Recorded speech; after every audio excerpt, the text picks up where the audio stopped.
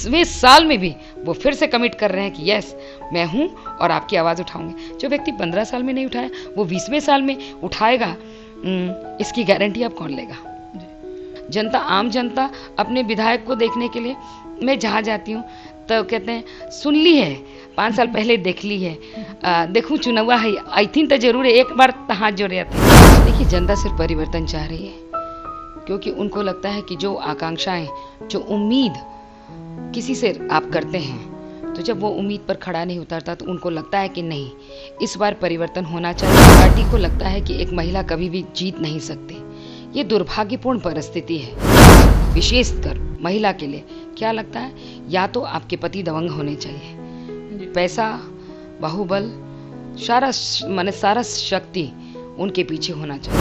मैंने अपना पूरा जीवन समाज को समर्पित कर दिया, पति है नहीं और एक बच्ची भी है तो बहुत दूर, लेकिन मैं अगर निर्दलीय हूँ तो मुझे लगता है मैं जितने मुखर तरीके से जनता की आवाज सदन में पहुंचा पाऊंगी, किसी दल में जाकर के नहीं। नमस्कार, मैं हूं रंजीत झा और आप देख रहे हैं beforeprint.in।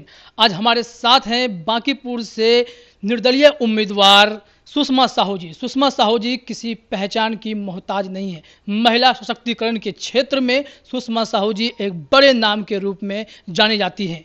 वह राष्ट्रीय महिला आयोग की पूर्व सदस्य रही हैं और इन्होंने समाज सेवा के क्षेत्र में बड़ा काम किया है, खास करके महिला सशक्तिकरण के क्षेत्र में।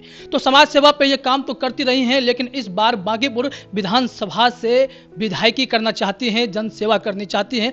तो हम इसी पर इनसे बात करने वाले हैं। मैडम, आपने विधायकी के लिए अपना मन बना लिया है, क्या मुद्दे हैं बांकीपुर के?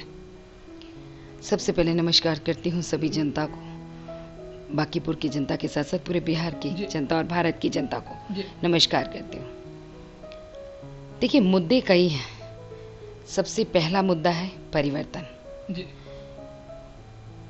जनता भी लगातार वर्षों से एक ही परिवार को देख रही है। पहले हमारे माननीय जो वर्तमान विधायक हैं उनके पिताश्री रह चुके हैं, बहुत आदरणीय थे। मैं हर व्यक्ति बहुत श्रद्धा के साथ उनका नाम लेता है और मैं भी उनके चरणों में अपनी श्रद्धा सुमन देती हूँ। वो नहीं है आज, लेकिन उनके बाद 14 वर्षों तक उनके पुत्र इस पद पर रहे हैं और उन्होंने अपना समय 15 साल सेवा काल दिया है। लेकिन विगत कुछ वर्षों में, जो बीते हुए वर्ष में, उसमें परिस्थितियाँ बहुत बदल गई थी। ये एक आपको भी पता है कि लगातार ये एक दल विशेष का इस पर काबिज रहा है, पटना। तो सबसे बड़ी चीज़ ये हो जाती है कि जब हम मेहनत नहीं करें, एक महीने हम अपने दुकान का शटर गिरा के रखें और 30 तारीख को हमारे अकाउंट में सैलरी आ जाती है, तो हमें शटर उठा करके मेहनत करने की आवश्यकता नहीं। तो वही कुछ भाव यहाँ आ जाते हैं। लगता है कि हम काम करें या ना करें, लोगों से बहुत संपर्क रखें या ना करें। चुनाव के आखिरी समय में पूरे पटना को खोद करके रख दिया इन लोगों ने, हर गली नाली को।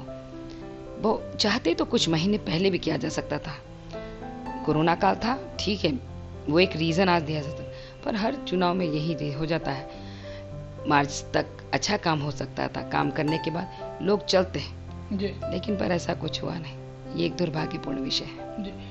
तो आप बांकीपुर से जब जनसंपर्क करने जाती हैं, बांकीपुर में लोगों के बीच जाती हैं, वहाँ के लोग क्या आपसे कहना चाहते हैं कि अगर आप जा रहे हैं वहाँ जो लोगों के मूड को भी समझती होंगी और वहाँ की समस्याएं जनता भी बताती होंगी, तो जनता का मूड क्या समझती हैं आप? देखिए, जनता सिर्फ परिवर्तन चाह रही है, क्योंकि उनको लगता है कि जो आकांक्षाएं, जो उम्मीद किसी से आप करते हैं, तो जब वो उम्मीद पर खड़ा नहीं उतरता तो उनको लगता है कि नहीं, इस बार परिवर्तन होना चाहिए।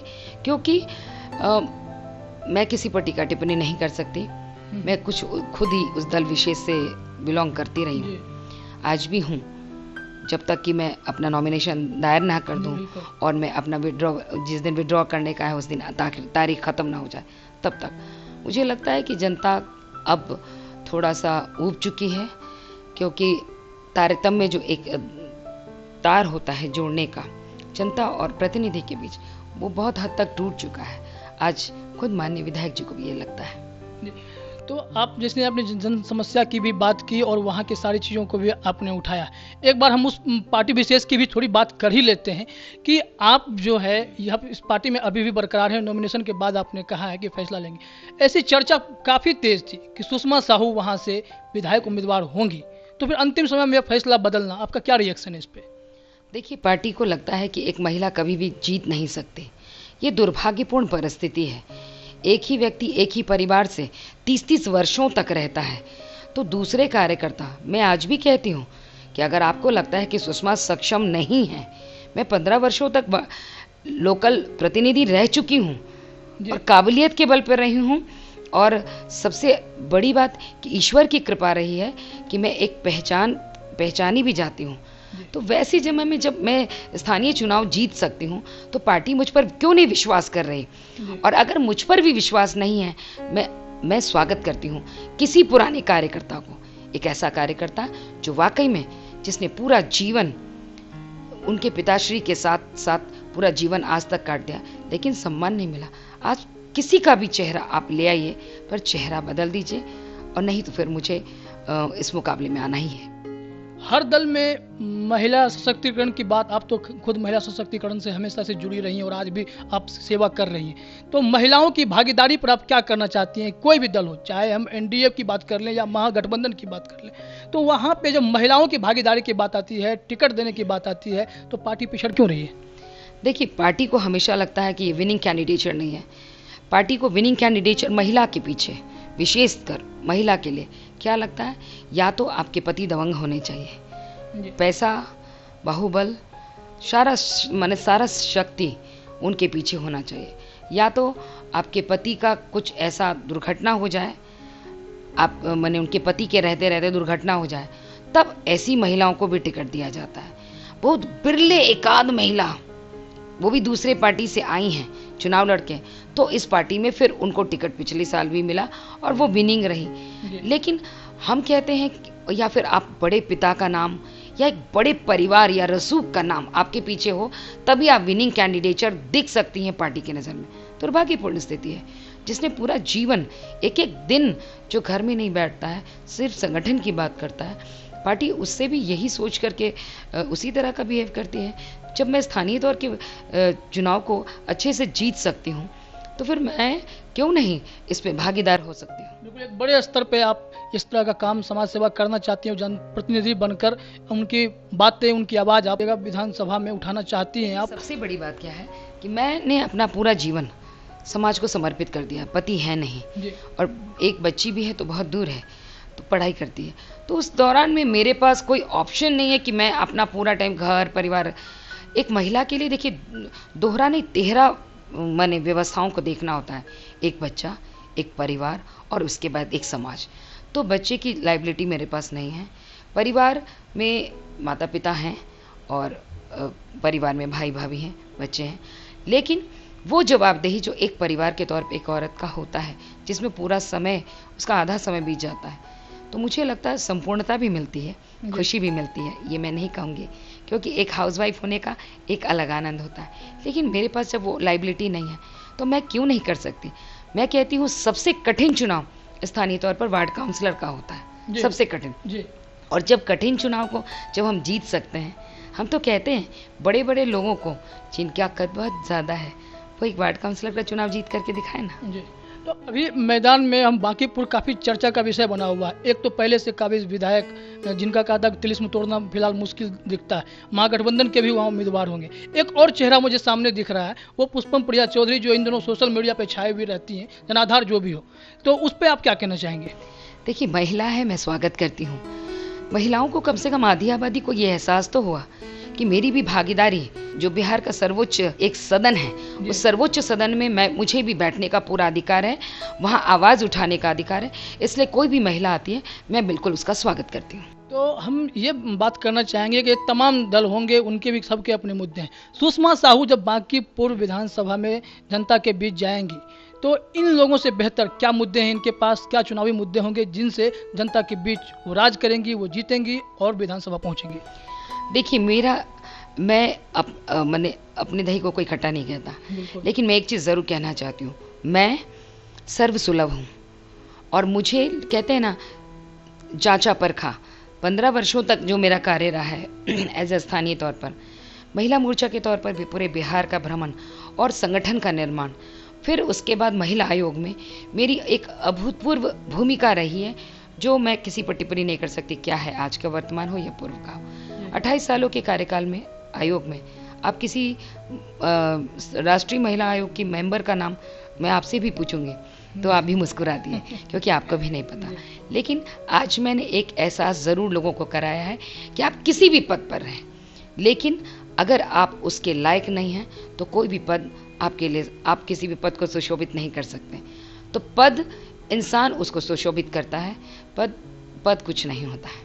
तो इसमें हम ये लोकल समस्याओं की बात कर लेंगे। बांकीपुर की जो मूलभूत समस्याएं हैं जिससे जनता त्रस्त है, वो कह रही हैं कि विधायक रहते हुए जो भाजपा के वर्तमान विधायक हैं वो कुछ नहीं कर पाए। तो वो क्या क्या समस्याएं हैं जो मतलब जनता आपसे भी जानना चाहती होंगी, उस समस्याओं से आप रूबरू हैं, उसे कैसे दूर कर पाएंगे? देखिए, यहाँ पानी की बहुत ज़बरदस्त समस्या है। आज पानी के लिए त्राहिमाम है पट्टा में। ठीक है, योजनाएं आई हैं, लेकिन चुनाव के अभी जाएंगे, मेरे घर के आसपास जाएंगे, अभी रोड खोदा ही गया है पानी का पाइप लगाने के लिए, तो एक आध गली में, क्योंकि चुनाव है। मैं कहती हूँ कि अगर ये सारी योजना है तो उनको अमली जामा पहले से क्यों नहीं पहनाया जाता है, चुनाव के समय ही क्यों किया जाता है। आप चले जाइए मंदिरी की समस्या, आप चले जाए तिनपुलिया के समय मीठापुर में उस पुल के निर्माण का आज तक क्या हो रहा है। मैं कहती हूँ कि अगर कहीं कोई समस्याएं हैं तो समस्याओं का निराकरण मिल बैठ कर के बात करने से होता है। आप उसकी उपेक्षा करेंगे तो ये कदापि ये निराधार हो सकता है, उसका कोई निष्कर्ष आप नहीं निकाल सकते। इसलिए मुझे लगता है कि यहाँ बहुत सारी छोटी छोटी समस्याएं हैं, बहुत सारी जनता, आम जनता अपने विधायक को देखने के लिए, मैं जहाँ जाती हूँ तो कहते हैं सुन ली है, 5 साल पहले देख ली है, देखूं चुनावा है, आई थिंक तो जरूर है, एक बार हाथ जोड़े थी। तो मुझे भी लगता है कि ये जो कमी है उस कमी को मैं पूरा करूंगी।